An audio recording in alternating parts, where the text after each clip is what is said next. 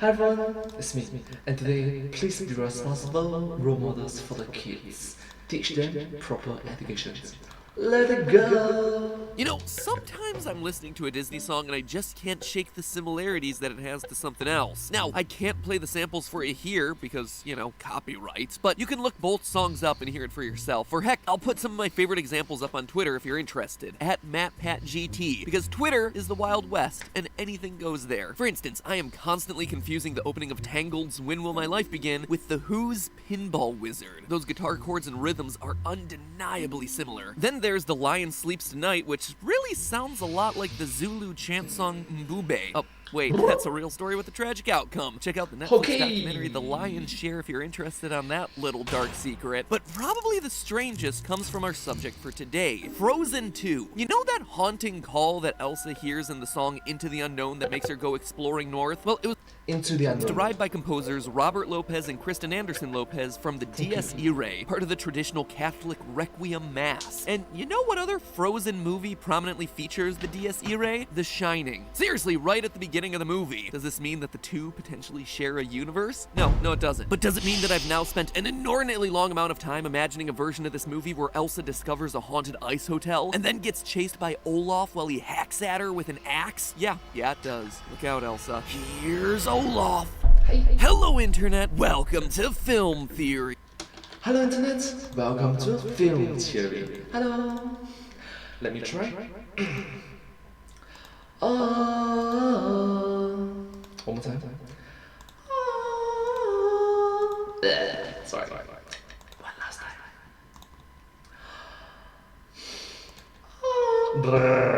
I'm bad. Sorry. The show that ventures into the unknown every week to lift the fog of uncertainty that separates us from the outside world. So that extended metaphor probably didn't make sense if you haven't seen Frozen 2, but no worries, it barely makes sense if you have seen Frozen 2, so nothing lost, nothing gained. Anyways, speaking of Frozen 2, seamless segue alert, it's no secret that I've thought about this movie a lot, wondering everything from how cold it needs to be to freeze Elsa, to who taught Kristoff's reindeer to sing? Must have been Kristoff. And where are all those sick electric guitar riffs coming from when he's in the middle of the forest? Is it the sixth elemental creature? The elemental spirit of 80s radness? But one thing that stands out the most in this movie is Olaf, who digivolves from being a naive magical snowman in Frozen 1 to the version that we see in this movie, where he's the equivalent of a toddler that's chugged about 20 pixie sticks and insists on telling you every thought that enters his head. Have you ever had a dream? Memory? True fact. And while that might come across as annoying, well, it kinda is, but still, it actually gives us one of Frozen 2's most memorable scenes and best running gags, where Olaf spouts some of his favorite science facts. It's as random as it sounds, and I can only assume was included because the writers had watched some wacky Watch Mojo listicle and really wanted to show that they'd done their research for this movie. Now, I'm used to watching Disney movies and really having to think about what is theory-worthy in that movie, so I gotta really hand it to Disney on this one. Thanks for the assist there, guys. Why dig for a theory when the movie hands one right to you on an icy silver platter? So on today's episode of Film Theory, we're looking at Olaf's scientific facts from Frozen 2 and determining how well Disney is teaching our children. Is Olaf the 2020's equivalent of Bill Nye the Science Guy? Or is he peddling a bunch of onion-level Snapple facts? The answer is actually more nuanced than you would expect. What? Okay, that's going to be very disturbing, but still, let's keep this family-friendly and wholesome. Thank you so much, MattPat. Thank you. Number 1. Right side, turtles can breathe through their butts. Frozen 2 ends its little fact list with a butt joke, but I'm starting it off with one because we're classy AF here on Film Theory. And surprisingly, butt respiration is indeed a science fact. When turtles hibernate in the winter, they need very little oxygen to sustain themselves. So rather than breathing in and out with their lungs, the oxygen from the water that passes over their little turtle tushies is able to permeate into their bodies for respiration. It's a process known as cloacal respiration. And it's not just turtles who do it. Frogs, salamanders, even some snakes can do it. Nope.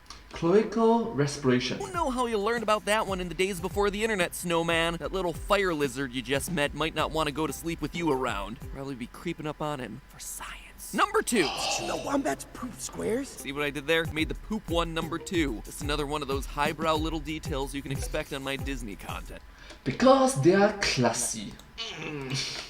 Now first, small nitpick, a square is a two-dimensional shape with 0 thickness, so no, nothing poops in squares. However, if by squares Olaf meant cubes, then yes, this is indeed another science fact. We know for sure that wombat duty is in little blocks that look like this. Even weirder, scientists aren't 100% sure how wombats do it. I mean, we're wasting all this money trying to get ourselves up into space, and yet we can't dedicate any money into researching the really important questions, how wombats are able to cubify their turds? Come on, science! Anyway, most think that wombats use the cubes to identify territory, and that the little blocks are less likely to roll away. This is gross, but mildly interesting, which, fun fact, was the working title for the show when we were starting it. Number Wow, what?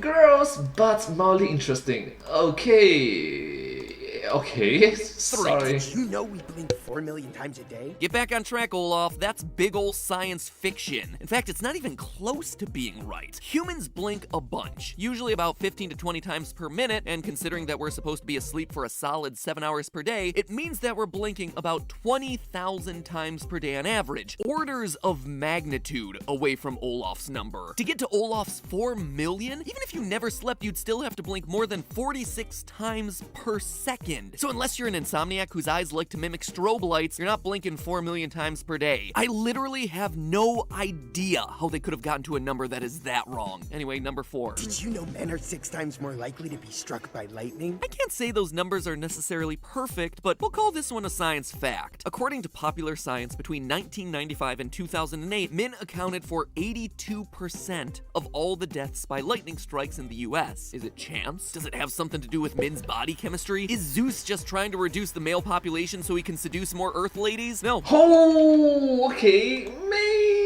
I don't know. Actually, a much more simpler explanation. In the immortal words of Sailor J, because men are stupid. men have been found to be far less likely to abandon outdoor activities like fishing, golfing, and camping when there's a thunderstorm. And wouldn't you know it, that's when they're getting zapped. So if you're outside in a thunderstorm, chances significantly increase that you're gonna be the one who gets hit by lightning when it does strike someone. Let's just be honest. The tough labor work, right? Majority of it comes to being male, which is unfortunate when we talk about the gender equality. How many coal miners are there that are females in comparison to males? How many tower climbers are there that are males and females? It's quite sad actually. That's yeah. Truly a shocking fact, I know. And finally, Shocking number fact, get 5. it? Did you know that water has memory? True fact. It's disputed by many, but it's true. I saved this one for last because, well, this isn't just an Olaf science fact, it's pretty much the whole movie's thesis. That there are these elemental energies that connect us to the past and to other people, and that water has it. Water has memory. Water has memory. Water has memory. Frozen really wants us to believe that this is true. Water has memory. But is it? Is it fair to say that water has anything that can be even remotely classified as memory? Well, that's a more complicated question and the main topic for today's theory. Does water have memory? And what would that mean if it did? The answer to that question, like the answer to most weird questions, starts off in the 1980s. Cue that 80s elemental guitar riff. Rad. In 1988, French researcher Jacques Benveniste published the results of a study in the scientific periodical Nature, which showed water's surprising ability to remember substances which had been in it previously. The study was named Human Basophil Degranulation Triggered by Very Dilute Anti-Serum Against IgE. Whoo boy, doesn't that one get you psyched to read it. And asterisk, not clickbait. Real page turner, that one. Anyway, the study basically worked like this. Benveniste and his team started by isolating some very small amounts of human antibodies, which attack bacteria and viruses in the body. They then diluted those antibodies in water to the point where the concentration of the antibodies was effectively 0. They were obviously still in there, but they were surrounded by so much water in the sample that the solution shouldn't have been any more reactive than just plain water. They then agitated the water, which is fancy science talk for they shook it really hard, before taking samples and testing them by introducing introducing what are known as basophils, a type of white blood cell that reacts to the presence of antibodies. And the basophils reacted. If that was too sciencey for you, it basically amounts to this. I'm allergic to dogs, right? So I walk into an absolutely massive room. Massive room. Think like a room the size of an airport hangar. All your normal stuff is in there, but like it is huge. And in there, somewhere, is a single small chihuahua. I walk in and boom, I sneeze. Even though it's one small dog in an otherwise massive room that wouldn't make me sneeze. That is what happened in this test. The basophils sneezed in a giant room where there was only one dog in essence. Benveniste reported his findings with this analogy. Quote, it's like agitating a car key in the river, going miles downstream, extracting a few drops of water, and then starting one's car with the water. End quote. Benveniste, buddy, stick to the science. I'll handle the explanatory metaphors, because that one sucked. Like, you managed to even make me more confused with that one. Anyway, his conclusion was that That's pretty confusing. water remembers what it's contained, and what has passed through it long after those materials are no longer present in the water itself. Hence the short version, water has memory. And Jacques Benveniste wasn't the only one to conclude this either. In the mid-1990s, a man named Masaru Emoto claimed that he could change the way that water crystallized based on the types of emotional energies that the water had been exposed to. In his tests, he exposed samples of water to positive words and pictures, words like love and appreciation, and pictures like elephants and shrines, as well as negative stressful stimuli like heavy metal music and words like, you fool! You suck! When it comes to water samples, you're a big old drip. I've seen toilet water that's better than you. You should be ashamed of yourself. Matt Pat looks so old and mature. But still, yeah. I mean, I will grow old and mature. Shh. We're doing science. You still suck! You're the worst water ever! It sounds stupid, but basically this amounted Why do we have the fire coming out?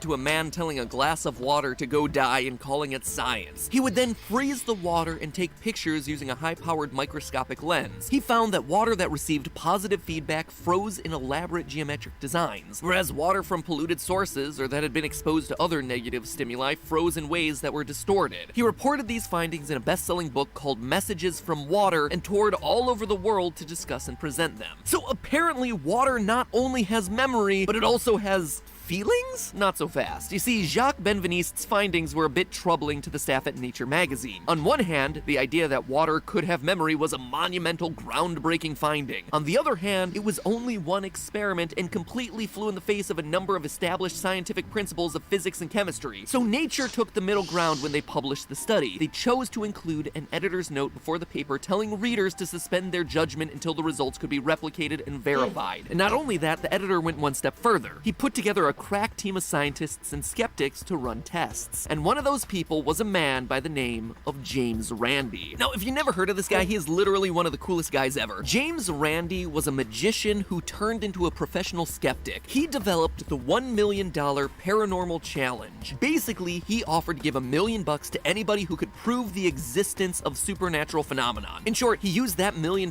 bribe to lure fakers onto television and then totally dunk on them in public. The clips on YouTube of James Randi completely owning all these fake psychic shysters are peak cringe. At any rate, when the teams applied some controls to the Benveniste study, the results couldn't be replicated, and so Nature published a notice that disputed his initial results 1 month after publishing it. Since then, various teams have tried over and over and over again to replicate the water memory findings, but to no avail. As all of us in the age of social media know, once you put a juicy headline out there for people to read, like water has memory, that's the thing that's gonna stick, not the redaction that happens 1 month later. Meanwhile, Masaru Emoto's findings have never been published by a scientific publication, mostly because the whole thing wasn't really done in any sort of scientific way. The guy took some water from a lake, he took some water from a polluted body, and is like, wow, the polluted stuff froze in a really unnatural way. Well, no duh. Something tells me those results weren't tied to the slip knot you had playing on repeat for the water. And it's not just me saying that. In analyzing Messages from Water, Dr. Harriet Hall concluded, quote, Emoto's popularity is a sad commentary on the scientific illiteracy of our society. His work is a morass of factual errors, misconceptions, misinterpretations, metaphors, and meaningless assertions. He writes in the language of magical thinking and superstition, not of science. And Wow, that is scientific thought for vulgarities, right? I mean, if someone say that to me, I will feel offended. I will genuinely feel offended. It's like, ouch.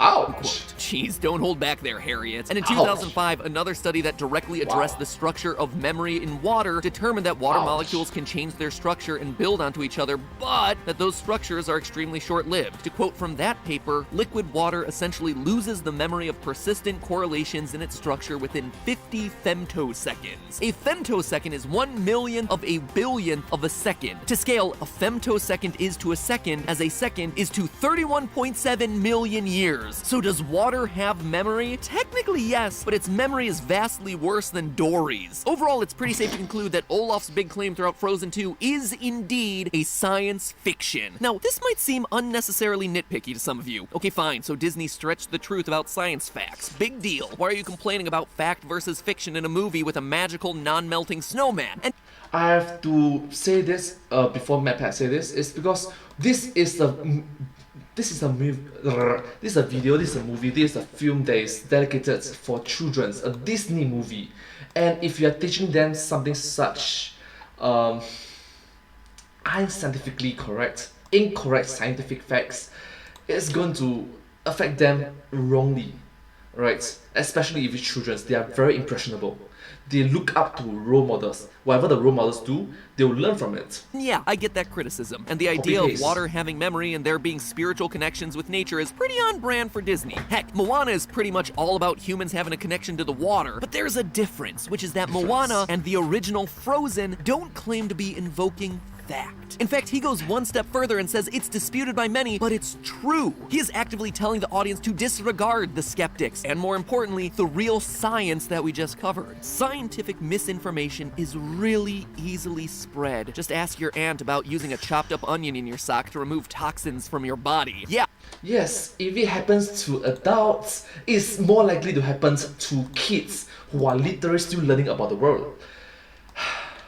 That's a real thing that's circulated widely across Facebook, and no amount of logic or rebuttal is gonna change your mind when next Christmas she smells like the back of a burger stand. My main fear here in this is that kids look at Disney movies with the same level of blind faith. So when a movie tells them, hey, here are facts, and it's being communicated to them through a character that they know and that they love and trust in a movie that they might watch dozens upon dozens of times, it's likely that they'll retain those beliefs for years. They won't question where they got those beliefs from in the first place.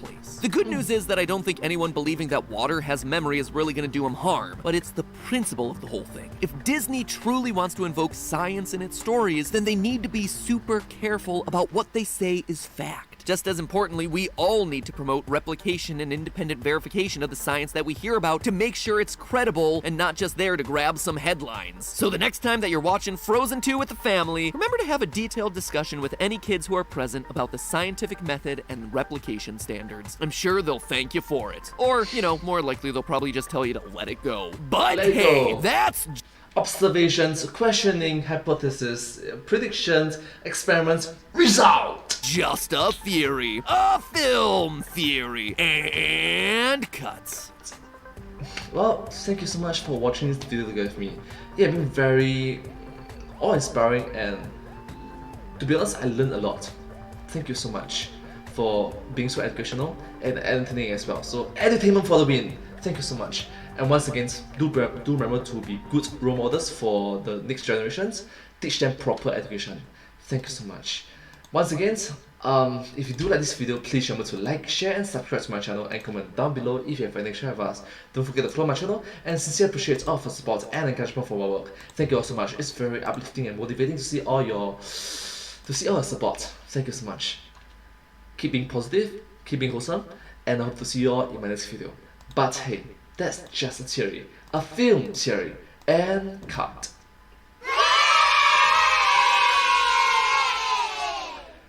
And I hope to see you all in my next video. Bye bye, subscribe. Thank you.